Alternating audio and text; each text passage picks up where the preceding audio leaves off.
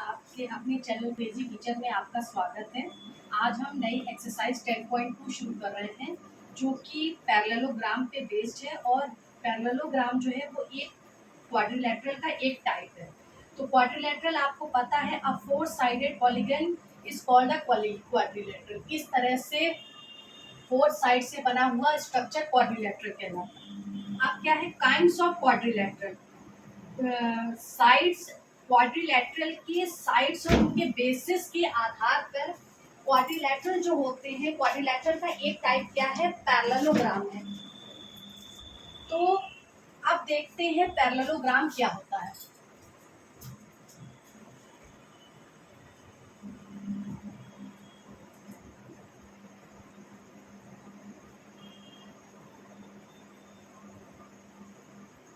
Parallelogram भी एक तरह का क्वाड्रिलेटरल है, लेकिन ये क्वाड्रिलेटरल का एक टाइप है। क्यों?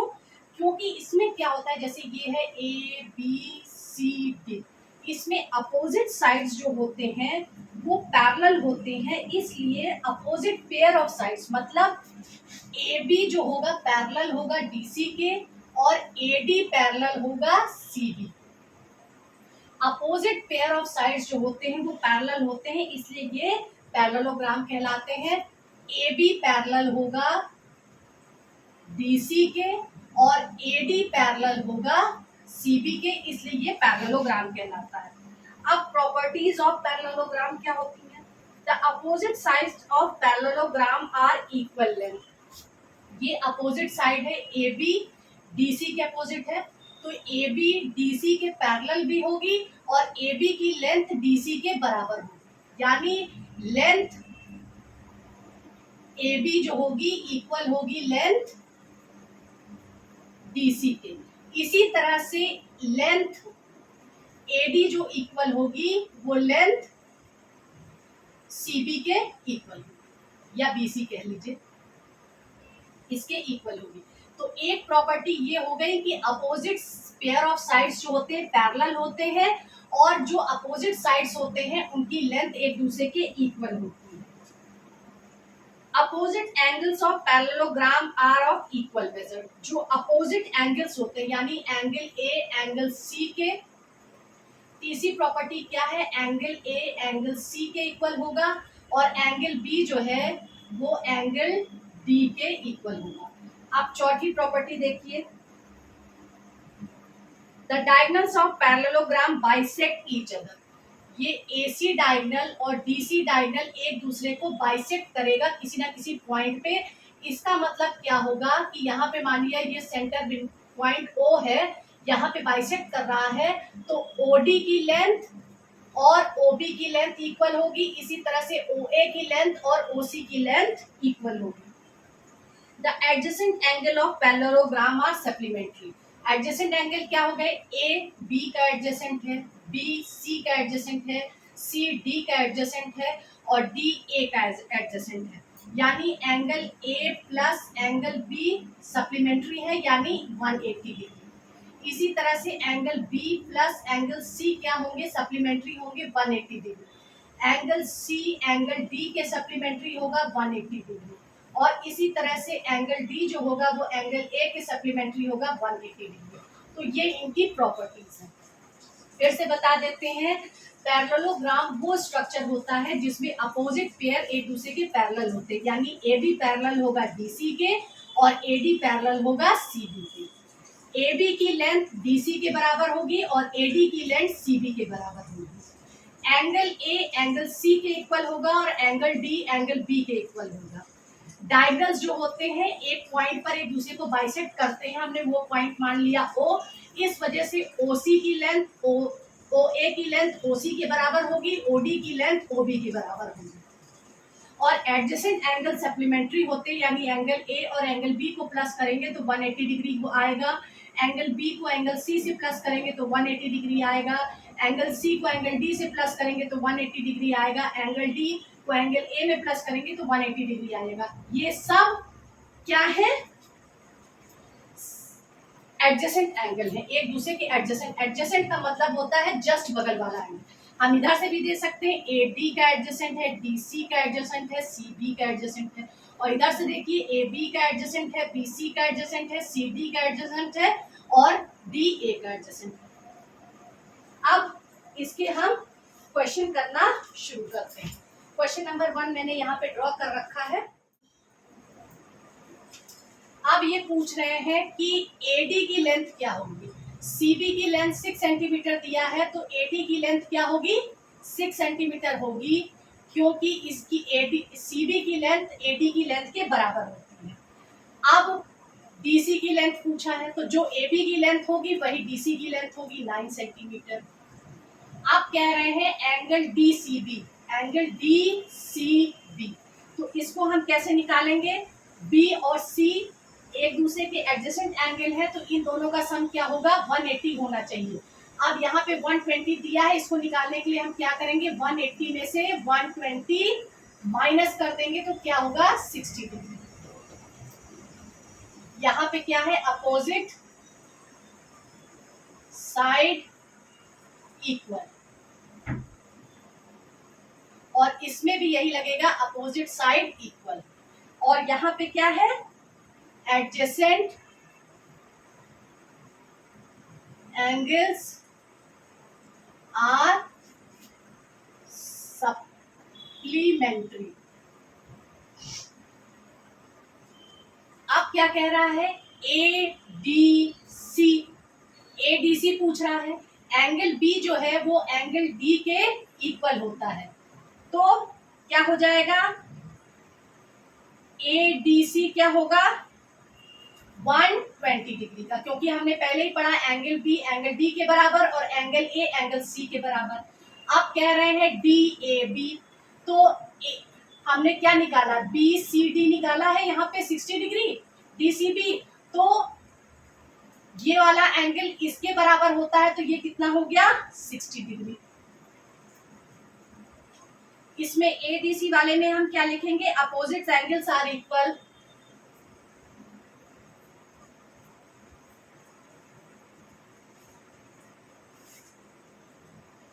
और इसमें भी हम यही लिखेंगे, अपोजिट एंगल्स आर इक्वल। अब क्या कह रहा है, ओसी, ओसी पूछ रहा है, जब ये डायगोनल एक दूसरे को बाइसेक्ट करते हैं, यानी इनका एक मिड पॉइंट होता है, और हमने बताया ओ ए के बराबर ओसी होगा, तो ये कितना होगा, 7 सेंटीमीटर। क्यों, डायगोनल बाइसेक्ट ईच अदर। अब इसी तरह से ये ओबी पूछ रहा है, तो ओबी ओडी के बराबर होगा कितना, 5 सेंटीमीटर। इसमें भी लिखना होगा डायगोनल बाइसेक्ट ईच अदर। अब क्या है, ये कह रहा है D angle D A B plus C D A, इस एंगल और इस एंगल को पूछ रहा है कितना होगा। जब सी क्या है, एंगल सी एंगल ए के बराबर है, तो sorry angle D A B, हाँ डी ए बी किसके बराबर होगा, ये एंगल सी के बराबर होगा, तो ये कितना है, 60 डिग्री। और सी डी ए, ये एंगल एंगल बी के बराबर है, ये कितना है, 120 डिग्री, तो ये हो गया 180 डिग्री।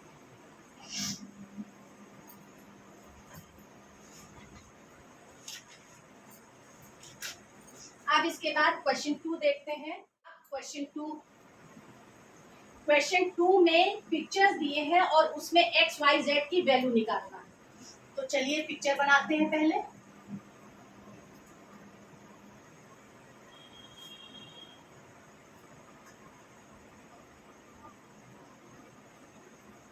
ये एक्स है, ये जेड है,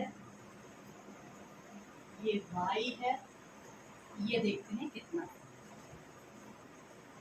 इसको चलिए हम मान लेते हैं, इसको हम एंगल मान लेते हैं ए, ये एंगल हमने मान लिया ए।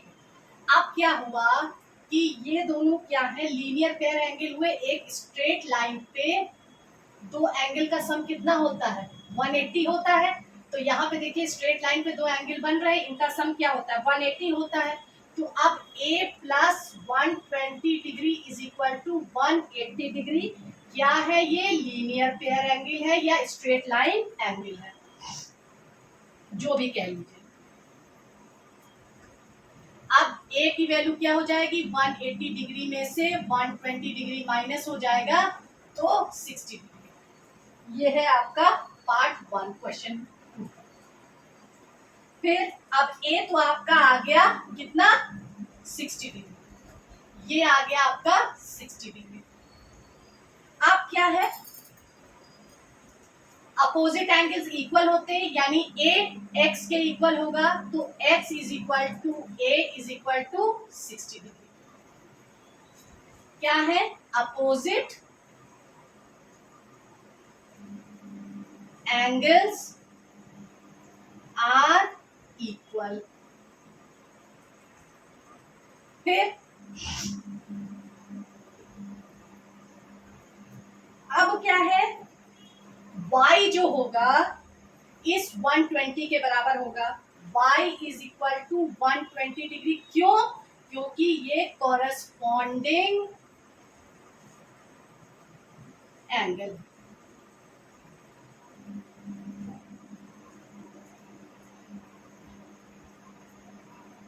y इस 120 के इक्वल होगा क्योंकि ये दोनों करस्पॉन्डिंग एंगल है। अब क्या होगा? z किसके इक्वल होगा? y के इज इक्वल टू कितना? 120 डिग्री, क्योंकि अपोजिट एंगल्स हैं।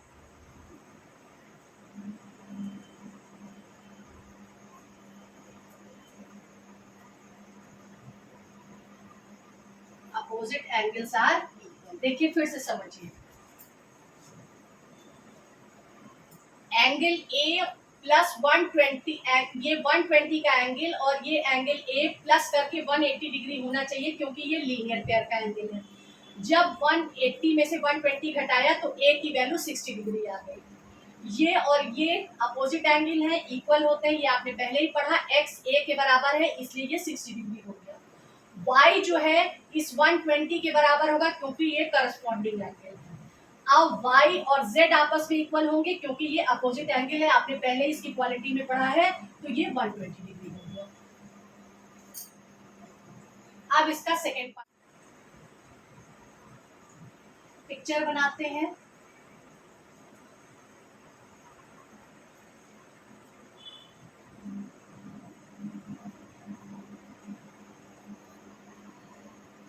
ये x है, इसमें भी x, ये 30 डिग्री है, ये z है, ये y है, ये यहाँ पे 0 है, ये 100 है, ये 40 डिग्री है,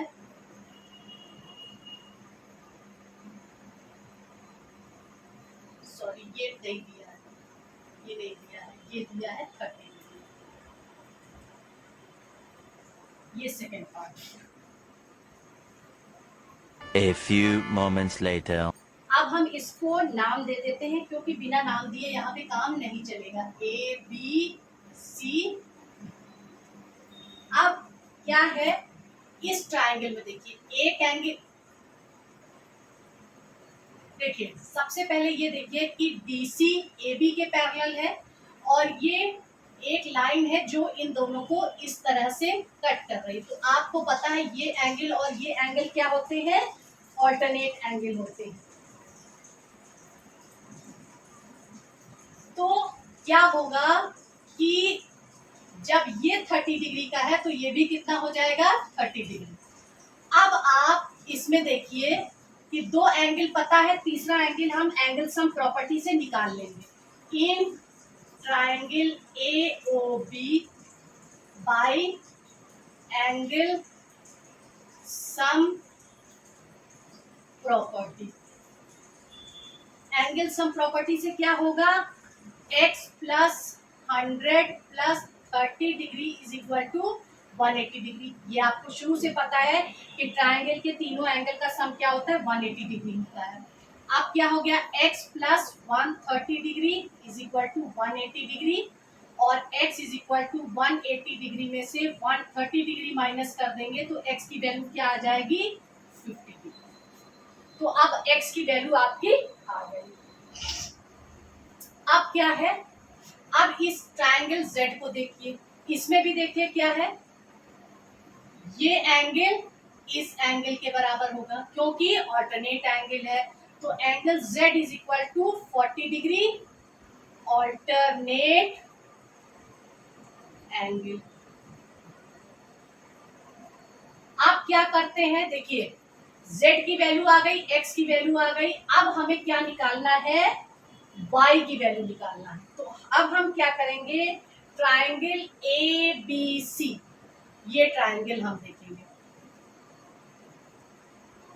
जिसमें इन दोनों को सम करिए तो क्या होगा, 30 प्लस 40 70 हो जाएगा।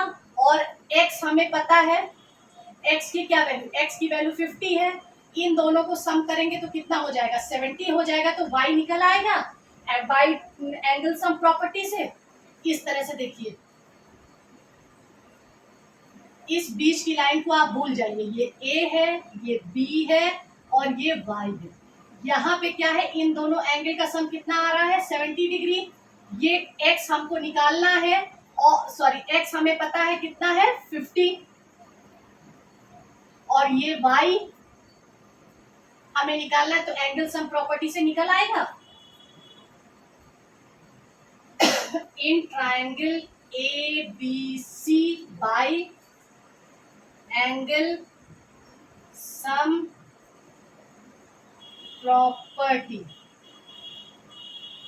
अब क्या होगा, x प्लस ये x plus 30 degree plus z plus y is equal to 180 degree. ये दोनों एक ही है ना, ये b।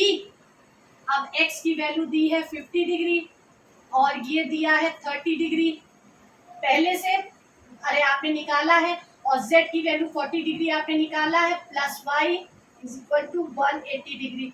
इन सब को प्लस करेंगे तो आएगा 120 degree plus y is equal to 180 degree, और y is equal to 180 degree minus 120 degree, y is equal to 60 degree. आपका पार्ट 2 सॉल्व हो गया। पार्ट 3 देखते हैं।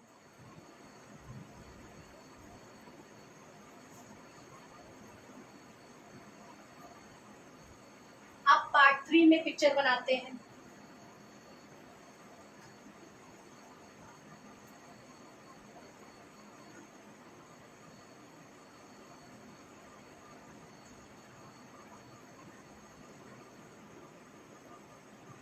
ये x है, ये y है, ये 35 डिग्री दिया हुआ है, ये z है और ये 120 x y z की वैल्यू पूछा है। अब y देखिए 120 डिग्री होगा क्योंकि ये दोनों अपोजिट है, तो y is equal to 120 degree opposite angles are equal. अब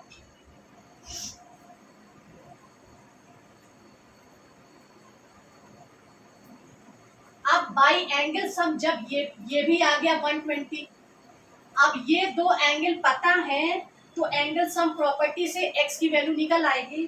तो क्या कहेंगे, by angle sum property 35 degree plus 120 degree plus x is equal to 180 degree. इन दोनों को प्लस किया तो आया 155 degree is equal to 180 degree, और x is equal to 180 degree minus 155 degree, तो x इज इक्वल टू आ गया 25 डिग्री। x की भी वैल्यू आ गई। जब x की वैल्यू 25 डिग्री है तो z की वैल्यू भी 25 होगी, क्योंकि ये देखिए ये दोनों पैरेलल लाइन है, इनको एक तीसरी लाइन काट रही है, तो ये एंगल x इस एंगल z के बराबर होगा, ऑल्टरनेट एंगल होंगे, तो angle Z is equal to angle X is equal to 25 degree alternate angle.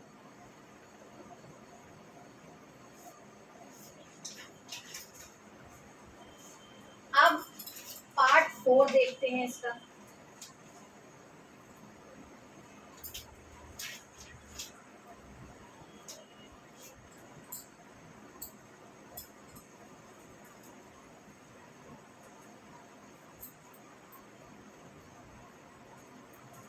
Part 4 में भी पिक्चर है, उसको बना लेते हैं।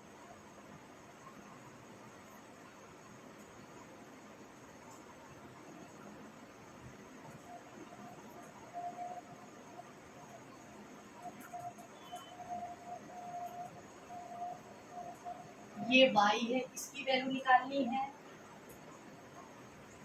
ये z है, ये 67 डिग्री है, और ये x है, इसकी वैल्यू निकालनी है। ये क्या है? 70 डिग्री।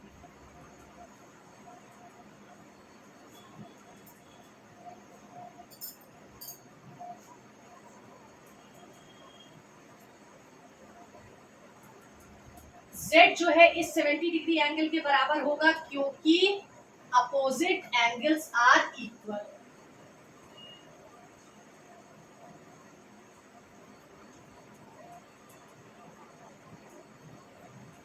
फिर ये 67 दिया है, ये आ गया 70 डिग्री, तो एंगल सम प्रॉपर्टी से ये वाला एंगल आ जाएगा आपका। तो हम इसको मान लेते हैं A। अब क्या हो गया? By angle sum property 67 degree plus Z plus A is equal to 180 degree. 67 degree, Z की वैल्यू क्या है? 70 degree plus A is equal to 180 degree. अब A plus 137 degree is equal to 180 degree, और A is equal to 180 degree में से 137 degree minus होगा, तो A की वैल्यू आ जाएगी 10 में से 7 गया 3, और 7 में से 3 गया 4, 43 डिग्री। अब A की वैल्यू आ गई। अब ये और ये क्या है? ऑल्टरनेट एंगल है, तो X is equal to A is equal to 43 degree alternate angle. अब क्या है? ये दोनों जो है, ये देखिए इस तरह से, इसको हम कॉरेस्पॉन्डिंग नहीं कहेंगे। कॉरेस्पॉन्डिंग होता तो इस तरह से होता, जब इस तरह से होता तो ये और ये कॉरेस्पॉन्डिंग एंगल होते हैं, लेकिन ये इस तरह से है, तो ये क्या हो गया? लीनियर पेयर एंगल है। इसलिए angle A plus angle Y का सम कितना होगा? 180 डिग्री होगा, क्योंकि ये लीनियर पेयर एंगल है।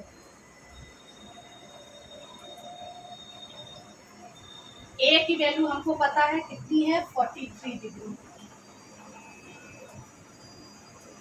y is equal to 180 degree में से 43 डिग्री माइनस कर देंगे, तो y की वैल्यू 137 डिग्री है। क्वेश्चन 2 आपका solve.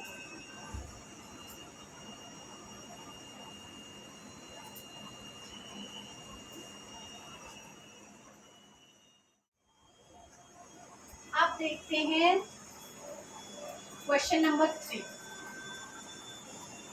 Two adjacent sides of parallelogram are in the ratio of 5:7।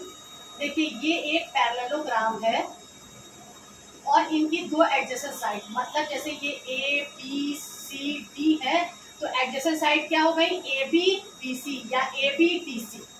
कोई भी A B से B C हो गई या A B से D C हो गई, ये इसकी एडजेसेंट साइड हो गई।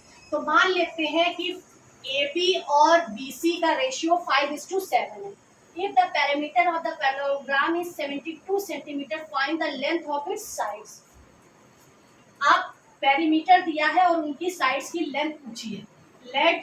Late sides are 5x and 7x। अब पेरीमीटर क्या होता है, perimeter is equal to 72 centimetre दिया हुआ है। अब पेरीमीटर क्या होगा, इसका इसका इसका इसका चारों का सम होता है ना, तो क्या हो गया 5x प्लस 7x। जब ये 5 है तो ये भी 5 होगी क्योंकि पैरेलल और इक्वल लेंथ होते हैं। जब ये 7 है तो ये भी 7 होगा क्योंकि पैरेलल और इक्वल लेंथ होता है। तो 5x plus 7x is equal to 72 centimetre. तो अब ये हो गया 24x is equal to 72 centimetre. तो x is equal to 72 upon 24, 3 बार जाएगा, x is equal to 3 centimetre. तो साइड्स क्या होंगे, 5x is equal to 5 into 3 is equal to 15 centimetre और 7x is equal to 7 into 3 is equal to 21 centimetre. Question 3 आपका solve.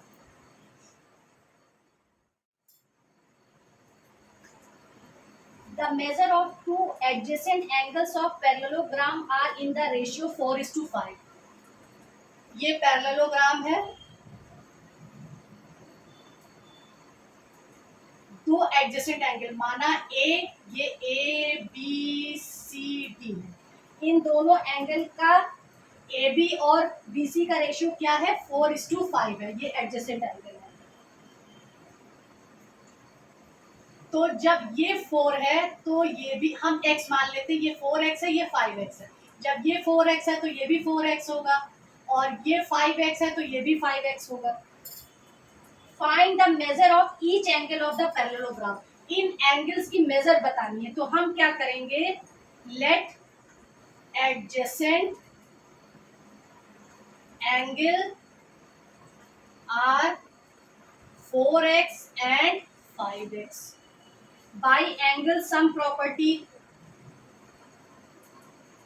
by angle sum property of parallelogram या quadrilateral के नीचे क्या होता है, चारों एंगल का सम कितना होता है, 360 होता है। तो 4x plus 5x plus 4x plus 5x is equal to क्या होगा, 360 डिग्री। अब ये हो गया 18x is equal to 360 degree. तो x is equal to 360 upon 18, ये हो गया 20 डिग्री। तो x की वैल्यू आ गई 20। तो अब क्या होगा, एंगल सार क्या होगा, एक 4x है तो 4 इंटू 20 इज इक्वल टू 80।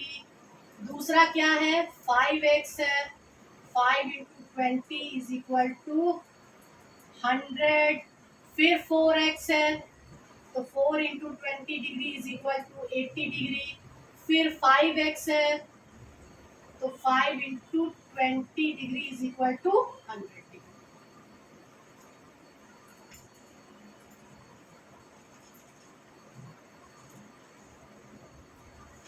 अब इसका क्वेश्चन नंबर 5 देखते हैं। क्वेश्चन नंबर 5 क्या है, can a quadrilateral ABCD be a parallelogram with reason in your support your answer. एक पैरेललोग्राम दे रखा है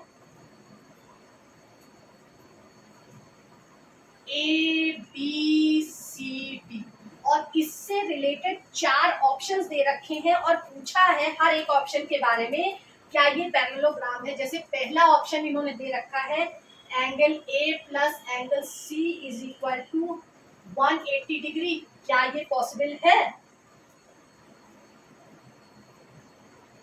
देखिए एंगल A और एंगल C में भी 180 डिग्री हो सकते हैं। मान लीजिए ये 60 हुआ, ये 20 हुआ, ये 60 हुआ, ये 120 हुआ, तो हो सकता है कि ये 180 डिग्री हो जाए मिला के, लेकिन ये एंगल इस एंगल के बराबर होता है मान लीजिए, लेकिन ये जो है पॉसिबल नहीं। अगर ये 180 है तो ये भी 180 हो जाएगा, लेकिन B और D के बारे में ऐसी कोई इंफॉर्मेशन नहीं दे रखी है। ए और सॉरी कह रहे हैं कि ए और सी को मिला के क्या 180 डिग्री हो सकता है? हो भी सकता है, नहीं भी हो सकता है, क्योंकि यहाँ पे डी और बी के बारे में कोई इंफॉर्मेशन नहीं दे रखी है. There is no information about D and B, इसलिए मे नॉट बी पैरेललोग्राम. ये नहीं हो सकता है. हो भी सकता है, नहीं भी हो सकता है. अब ये क्या कह रहे हैं कि AD is equal to BC is equal to 6 centimetre और AB दे रखा है 5 सेंटीमीटर और DC दे रखा है 4.5 सेंटीमीटर और क्वेश्चन मार्क लगाया है. अब ये कह रहे हैं AD जो है BC के इक्वल है. ठीक है, ये चीज होता है कि इसकी लेंथ इसके बराबर होती है. AB 5 दे रखा है, DC 4.5 दे रखा है, जो कि गलत है. इसकी लेंथ इसके बराबर होती है, इसकी लेंथ इसके बराबर होती है, तो ये पैरेललोग्राम नहीं है. Because AB is not equal to DC, इसलिए not a parallelogram.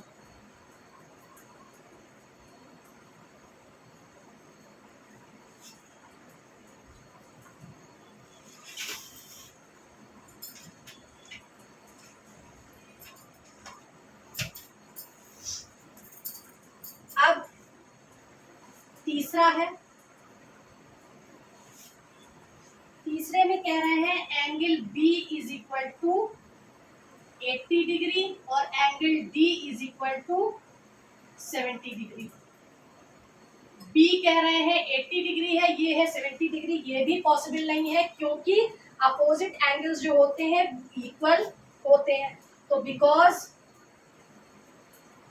Angle B is not equal to angle D, not a parallelogram.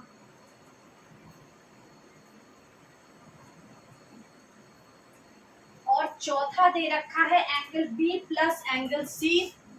चौथा दे रखा है angle B plus angle C is equal to 180 degree. इन दोनों angle का सम 180 degree होता है. ये होता है क्योंकि एडजेसेंट एंगल का सम जो होता है 180 डिग्री होता है, लेकिन दूसरों के बारे में कोई और इंफॉर्मेशन नहीं दे रखा है कि इसका इसका क्या होगा, इसका इसका क्या होगा. बस इन दोनों के बारे में इंफॉर्मेशन दे रखा है. तो यहाँ पे हम लिखेंगे नो इंफॉर्मेशन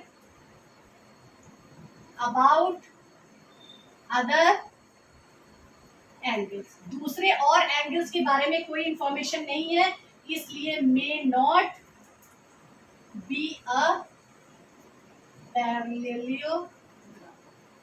हो भी सकता है, नहीं भी हो सकता है, क्योंकि और के बारे में इंफॉर्मेशन नहीं दी है. Question 5 is solve now. Thank you. Rest question हम अगले वीडियो में करेंगे.